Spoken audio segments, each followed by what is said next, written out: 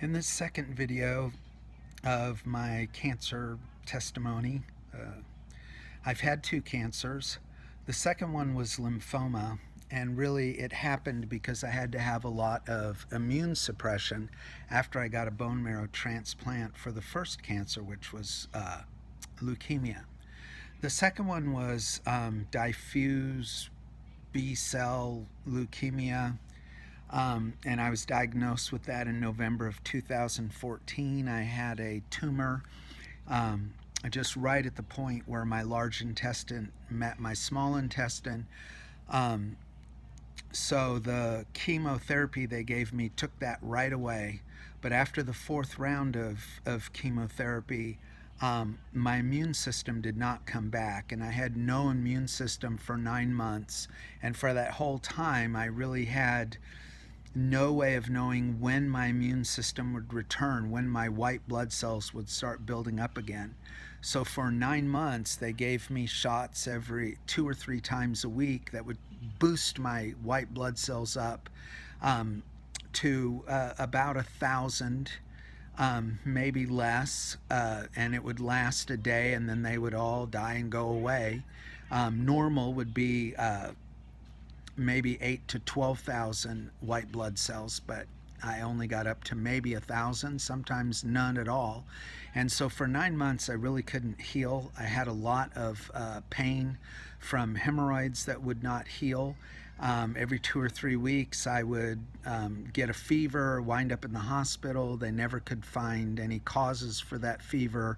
They would give me sometimes antibiotics, but always a lot of fluid, saline, and I would recover. And it really messed with my mind as well as with my body, and I was constantly fighting depression.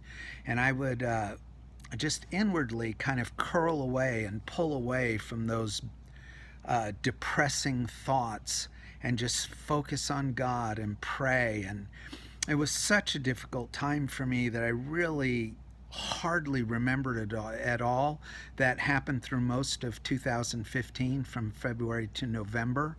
And I had to ask my wife about how I handled all that. And she had very positive things to say, how I continued to show up at Bible studies and try to build up the ones that were around me and minister to them.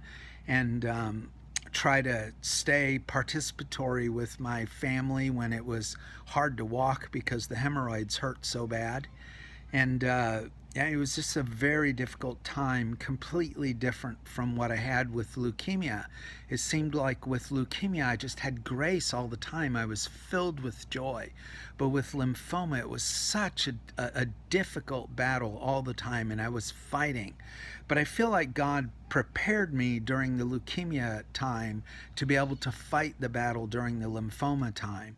And the thing that I want to tell you that I think is important is that I was prepared a very long time ago to live a life of suffering.